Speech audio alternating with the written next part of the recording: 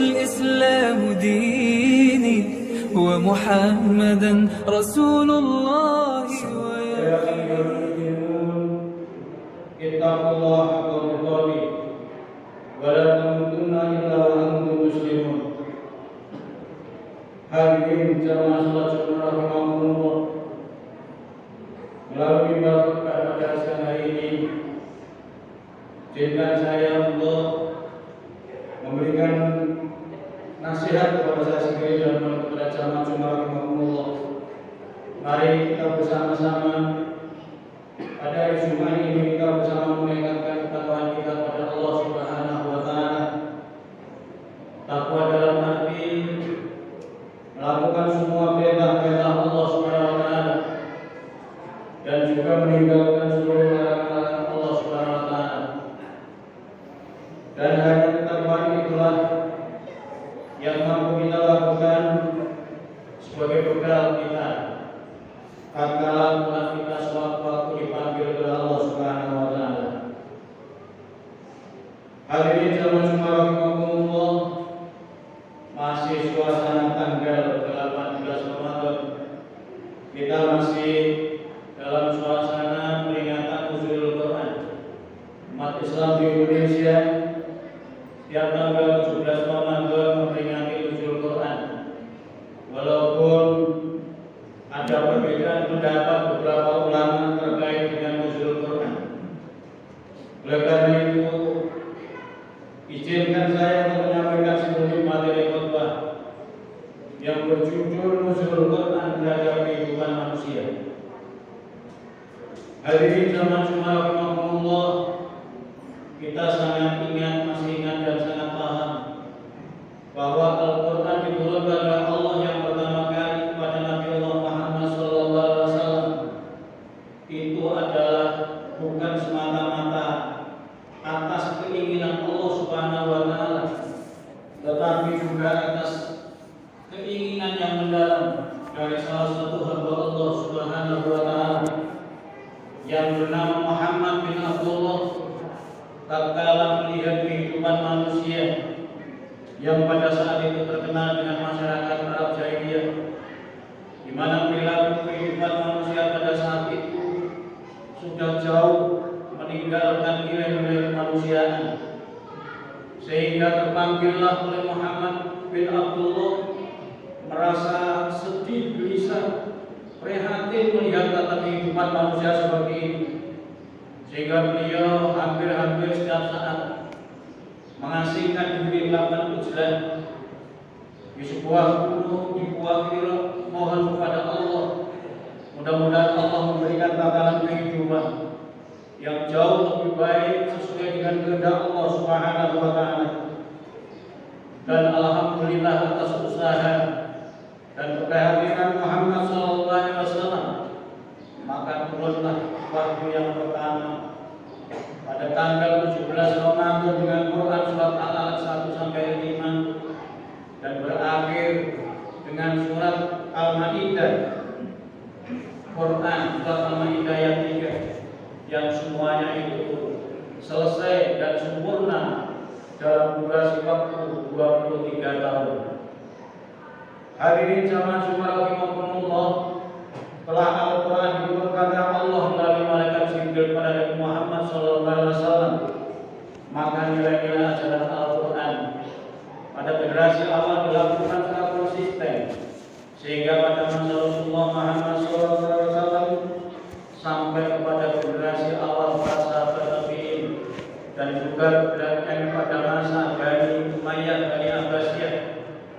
Karena Al-Quran dijadikan sebagai pedoman hidup, sebagai panduan dalam kehidupan, maka mengantarkan dan mengawal kehidupan manusia untuk menjadi manusia yang baik, bahkan mampu untuk memberikan karya yang sangat besarnya buat kehidupan manusia. Karena pada saat itu Al-Quran betul-betul dijadikan sebagai pedoman hidup, dijadikan panduan hidup, sehingga umat manusia, khususnya umat Islam, mampu untuk menginspirasi dari sebuah ayat-ayat Al-Quran itu dan akhirnya menjadi umat yang baik, umat yang sampai sekarang ini masih menggambarkan wujud umat manusia yang seperti ini. Hadirin jamaah Jumat rahimakumullah, Al-Quran pada generasi awal dilakukan Rasulullah Muhammad SAW untuk menata tata kehidupan manusia sampai tatkala di Madinah adalah untuk menata pemerintahan dalam durasi waktu yang sangat singkat. Maka berhasil Rasulullah membawa, mengawal, mengantarkan kehidupan manusia menuju masyarakat atau umat yang terbaik di sisi Allah Subhanahu wa taala. Pemerintahan yang mereka bangun di Madinah menjadi pemerintahan yang terbaik yang mengawal terhadap tujuan dari pemerintahan mewujudkan masyarakat yang adil dan berkemakmuran. Yang model itu sampai sekarang masih dijadikan model dari tokoh-tokoh pemerintahan untuk mengacu kepemimpinan Rasulullah Muhammad SAW. Namun zaman semakin maju, semakin berkembang seperti yang sekarang ini kita alami, maka kehidupan manusia sudah diwarnai dengan hingar-bingar kehidupan yang itu adalah merupakan bagian dari hasil produk akal manusia. Ilmu pengetahuan dan teknologi sudah tidak bisa kita pungkiri lagi karena keberadaan sudah ada di dalam lorong-lorong kehidupan kita. Satu pertanyaannya adalah, apakah tata kehidupan yang modern sekarang ini masihkah relevan dengan nilai-nilai Al-Quran, atau Al-Quran tetap menjadi panduan hidup mereka, atau bahkan yang terjadi sebaliknya? Jamaah Jumat rahimakumullah, sinyal keberadaan umat manusia di akhir zaman seperti yang sekarang ini sebetulnya Allah Subhanahu wa taala sudah memberitahukan kepada kita semuanya. Sebagaimana di dalam Quran surah Fatir, Allah berfirman, Bismillahirrahmanirrahim, "Tsumma awrasnal kitaba alladziina astafaina min ibadina, faminhum dzalimun li nafsihi, wa minhum muqtasid, wa minhum sabiqun bil khairati bi idznillah, dzalika wal fadlul kabir." Kemudian kami Allah telah menurunkan kitab pada hamba-hambanya yang terpilih. Bagaimana sikap manusia ketika Allah menurunkan kitab suci termasuk di dalam ayat Al-Quran? Maka ada di antara mereka faminhum dzalimun li nafsihi, memilih jalan untuk menganiaya diri mereka sendiri. Banyak manusia tahu tentang ajaran Islam, banyak manusia tahu tentang nilai-nilai Al-Quran, tetapi masih jauh nilai-nilai Al-Quran itu di dalam kehidupan mereka. Lebih spesifik lagi pada bulan Ramadan seperti ini, tahu bahwa bulan Ramadan adalah bulan untuk melakukan berpuasa, tetapi pertanyaannya masih adakah di antara manusia di muka bumi ini yang sengaja tidak berpuasa walaupun pada siang bulan Ramadan, dan itu bukan karena udur syar'i dan bukan seorang perempuan yang sedang haid. Ini adalah bagian contoh kecil bahwa manusia mengerti, memahami tentang nilai-nilai Al-Quran sebagai pedoman hidup, tetapi mereka meniadakan, mereka meninggalkan, dan itu adalah merupakan contoh bagian dari manusia yang mereka menganiaya terhadap diri mereka sendiri.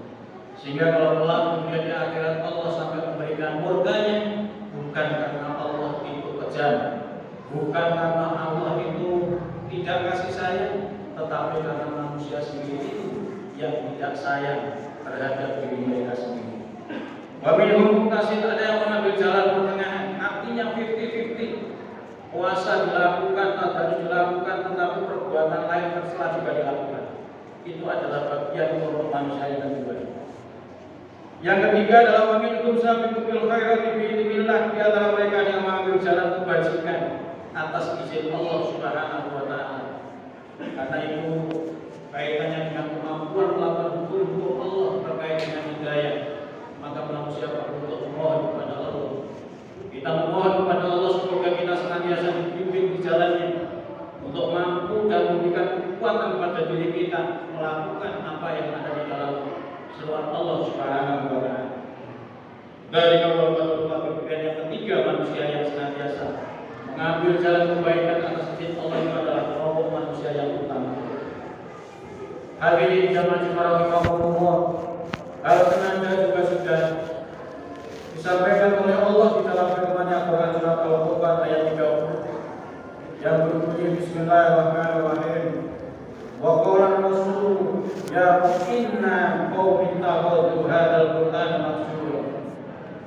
Wahai Tuhanku, sesungguhnya umatku atau kaum telah menjadikan Al-Quran ini sebagai satu yang mahjur. Hadirin jamaah Jumat rahimahumullah. Menurut Imam Ibnu Qayyim, makna mahjur itu ada beberapa indikator. Yang pertama adalah sikap tidak tekun untuk membaca dan mendengarkan bacaan Al-Quran.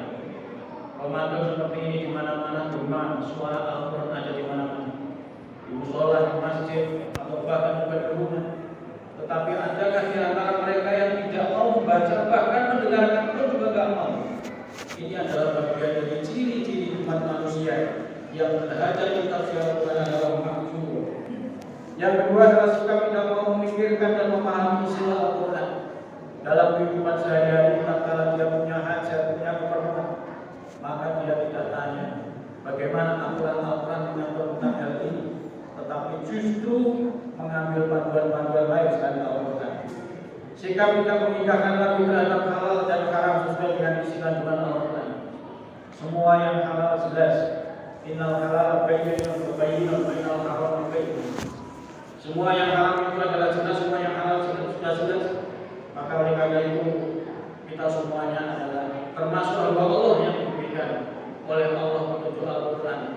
Tentunya akan menjadikan sesuatu yang halal menjadi pilihan kita.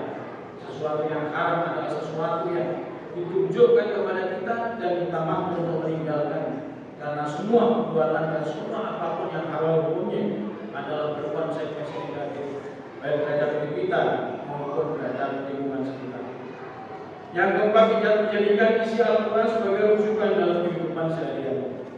Hadirin jamaah Jumat rahimahumullah. Sudah sekarang ini seakan-akan manusia ini diperbudak oleh teknologi. Bahkan hampir-hampir dalam suasana puasa seperti ini pun, kalau boleh kita mau jujur, kita diperbudak oleh teknologi itu sendiri. Banyak ibu-ibu yang sudah tidak lagi mau masak alasan apa repot, sehingga hanya tinggal pencet HP keluar, kemudian datanglah makanan. Hitungan belakangan ini adalah bagian dari pengejawatan seperti ini. Hadirin jemaah Jumat rahimahumullah, sekalipun demikian, Rasulullah Muhammad SAW sudah memberikan rambu-rambu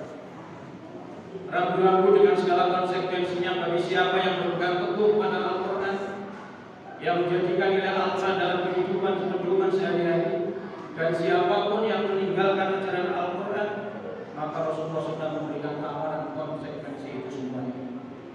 Maka kita ingat kembali hadis Nabi Muhammad Rasulullah SAW yang diriwayatkan oleh Imam Hakim yang berbunyi Abdullah bin Mas'ud radhiyallahu anhu qala Rasulullah sallallahu alaihi wasallam Al-Qur'an syafi'un musaffa'un wa ma'milun musaddiqun wa man ja'alahu amamahu qadabul jannah wa man ja'alahu khalfahu sarful jannah.